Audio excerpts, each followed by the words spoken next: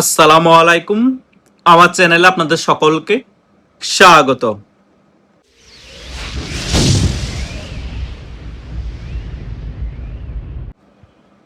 শেখ হাসিনার প্রত্যাবর্তন বাংলাদেশে অনিবার্য, এটা মোটামুটি ক্লিয়ার হয়ে গিয়েছে।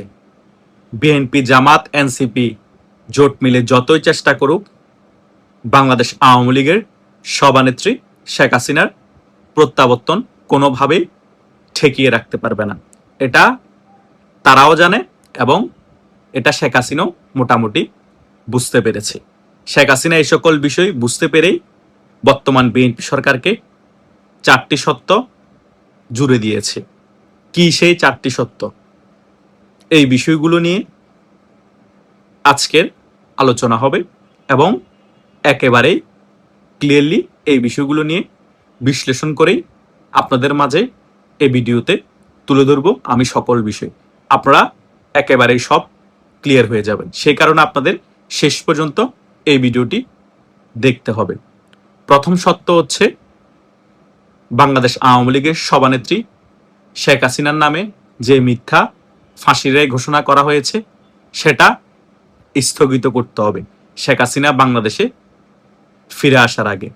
আর দ্বিতীয় সত্যটি হচ্ছে, বাংলাদেশ আওয়ামী লীগের কার্যক্রমের উপর যে নিষেধাজ্ঞা দেওয়া আছে সেটা তুলে ফেলতে হবে।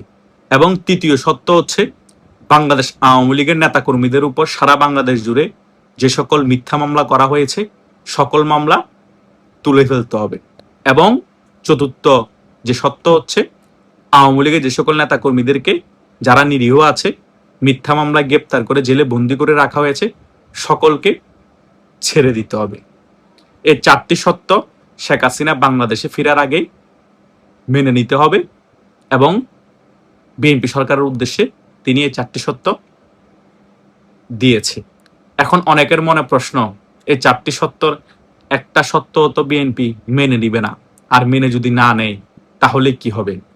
তাহলে শেখ হাসিনা যদি ডিসেম্বরে বাংলাদেশে ফিরে আসে, যা হওয়ার তা হবে। শেখ হাসিনা বাংলাদেশে ফিরে আসলে কি হতে পারে আপনারা ভালো করেই এখন থেকেই আঁচ করতে পারছেন। বিএনপি, জামাত এবং এনসিপি টোকাই যে সকল নেতা আছে তাদের বক্তব্য দেখেই 4-5 মাস আগে থেকেই তাদের গলা শুকিয়ে গিয়েছে, অনেকের হাঁটু কাঁপাকাঁপি শুরু হয়ে গিয়েছে, অনেকেই রাতে ঘুমাতে পারছে না। দিনের বেলা মিডিয়া পেলে, মাইক পেলেই বিভিন্ন ধরনের উল্টাপাল্টা বক্তব্য দিচ্ছে। শেখ হাসিনা চাচ্ছে এই সকল সত্য দিয়ে যাতে শেখ হাসিনার সাথে বিএনপি সরকার একটা নেগোসিয়েশন করে এবং শেখ হাসিনা যাতে বাংলাদেশে ডিসেম্বরে খুব ইজিলি ফিরতে পারে এবং কোনো ধরনের হ্যাসেল ফেস না করে বাংলাদেশে ফেরার পর। তাহলে বাংলাদেশে কোনো ধরনের অস্থিতিশীল পরিস্থিতি তৈরি হবে না। বিএনপি মোটামুটি 5টা বছর দেশটা শাসন করতে পারবে। তারপরে 5 বছর শেষ হলে একটি তত্ত্বাবধায়ক সরকারের আন্ডারে ফ্রি অ্যান্ড ফেয়ার একটি নির্বাচন হবে। সেই নির্বাচনে আওয়ামী লীগ সহ অন্যান্য সকল দল অংশগ্রহণ করবে এবং সেই নির্বাচনে যে জিতবে সেই দলই আবার বাংলাদেশ শাসন করবে। এরকম চাচ্ছে শেখ হাসিনা। যদি নেগোসিয়েশন না করে এবং এই সকল সত্য না মানে শেখ হাসিনা যদি বাংলাদেশে ডিসেম্বরের মধ্যে ফিরে আসে তাহলে বিএনপি সরকার পড়ে যাওয়ার সম্ভাবনা বেশি এবং আরেকটি মধ্যবর্তী নির্বাচন হওয়ার সম্ভাবনা বেশি। শেখ হাসিনা কিন্তু এই 4টি সত্য দিয়ে বিএনপির কাছে অপশন খুলে দিয়েছে। বিএনপি যদি সহজ পথ বেছে নেয় তাহলে বিএনপি ক্ষমতায় থাকতে পারবে অন্তত 5টা বছর। আর বিএনপি যদি সহজ পথ বেছে না নিয়ে জামাত এবং এনসিপির সাথে ঐক্যবদ্ধ হয়ে ভুল পথ বেছে নেয় তাহলে কিন্তু বিএনপি হয়তোবা ক্ষমতায় থাকবে কিছু সময়, কিন্তু পতন হলে খুব ভয়াবহ পরিস্থিতি হবে এই বিএনপির, জামাত এবং এনসিপির। গতবার পতন হওয়ার পর লগি বইটা আন্দোলনের পরে বিএনপি 20 বছর ক্ষমতার চোখ দেখে নেয়। এইবার যদি পতন হয় এই ভুল পথ বেছে নেওয়ার কারণে বিএনপি হয়তোবা 40 বছরও ক্ষমতা আর চোখে দেখবে না। সো শেখ হাসিনা সকল কিছু বুঝে শুনেই বিএনপিকে অফার দিচ্ছে। সত্য বলুন আর যাই বলুন সকল কিছু বিএনপির কাছে প্রস্তাব করছে। বিএনপি যদি এ সকল কিছু বুঝার পরে শেখ হাসিনার সাথে আলাপ আলোচনা করে টেকনিক্যাল ভাবে, তাহলে কিন্তু বিএনপির জন্য মঙ্গলজনক, বাংলাদেশের রাজনীতির জন্য মঙ্গলজনক।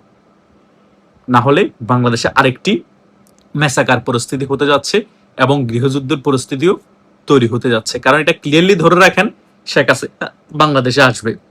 তিনি ক্লিয়ারলি বলেছেন, আমি মারা যাই, আমাকে গুলি করুক, আমাকে ফাঁসির দড়িতে ঝুলাক, আমি বাংলাদেশে ফিরবই। আর শেখ হাসিনা বাংলাদেশে ফিরলে কোনো বাপের বেটার সাহস আছে শেখ হাসিনাকে ফাঁসির দড়িতে ঝুলানো? হয়তো বা জেল পর্যন্ত নিয়ে যেতে পারে আর্মি, বিজেপি, র্যাব, দেশের মধ্যে মেসাকার, গণহত্যা চালিয়ে।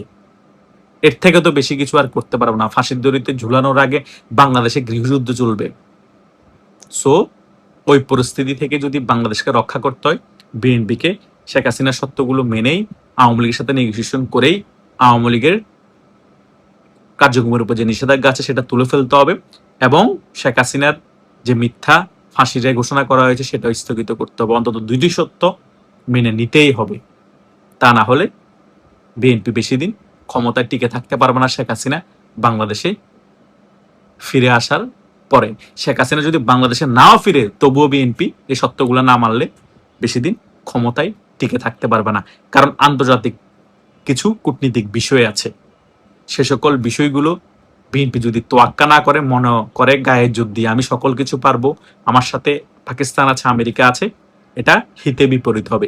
শেখ হাসিনা এত প্রভাবশালী সরকার ছিল, এত প্রভাবশালী নেত্রী ছিল, ভারত শেখ হাসিনার পাশে ছিল, তারপরও শেখ হাসিনা 15.5 বছরের বেশি ক্ষমতায় টিকে থাকতে পারে না। আর বিএনপি তো সাংগঠনিকভাবে চুনুপুটি, আন্তর্জাতিক মিত্র বিএনপির কম। এখন আমেরিকা হয়তো বিএনপিকে সমর্থন করছে স্বার্থের কারণে, পার্সোনালি আমেরিকা বিএনপির কোনো মিত্র না। পাকিস্তান নামকেও আসতে এখন বিএনপির মিত্র হয়েছে, কিন্তু পাকিস্তান বাংলাদেশের মধ্যে অনেক বেশি প্রভাব বিস্তার করতে পারবে না ভারতের কারণে। কারণ চারিদিক দিয়ে কিন্তু ভারতের বর্ডার, পাশে দিয়ে আছে মায়ানমারের বর্ডার। পাকিস্তান বাংলাদেশে প্রভাব বিস্তার করতে আসতে হলে ভারতের উপর দিয়ে আসতে হবে। সো পাকিস্তানকে বাংলাদেশে এত কাউন্টে নেওয়া কিছু নাই। আমেরিকাকে কাউন্টে নেওয়া হচ্ছে, কিন্তু আমেরিকা ভারতের সাথে বিভিন্ন বিষয়ে একমত হয়ে নেগোসিয়েশন করে ফেলবে যে কোনো মুহূর্তে, এই বিএনপির সাথে মিত্রতা ছিন্ন করে কিক করবে। সো তখনই কিন্তু ভারত চেপে বসবে এই সরকারের উপর। সেটাই এখন ভারত করছে। আওয়ামী লীগও বাংলাদেশের রাজনীতিতে সে কারণে খুব ইজিলি ফিরে আসার সম্ভাবনা তৈরি হয়েছে। শেখ হাসিনা ডিসেম্বরে সে কারণে বাংলাদেশে ফিরে আসবে ক্লিয়ারলি বলে দিয়েছে। সো শেখ হাসিনার ওই 4টা সত্য মানা ছাড়া বর্তমান বিএনপি সরকারের আর কোনো উপায় নেই। আর উপায় যেগুলো আছে সেগুলো করতে গেলে বাংলাদেশে মেসাকার পরিস্থিতি হবে, গৃহযুদ্ধের অবস্থা তৈরি হবে। আর তখন বিএনপির পতন হলে বিএনপি 40 বছরও ক্ষমতার চোখে দেখবে না। আর সেই অবস্থায় হওয়ার সম্ভাবনা বেশি যদি বিএনপি ভুল পথটা চুজ করে।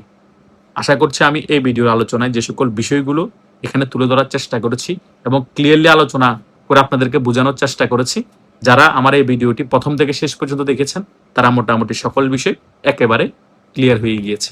ধন্যবাদ সকলকে।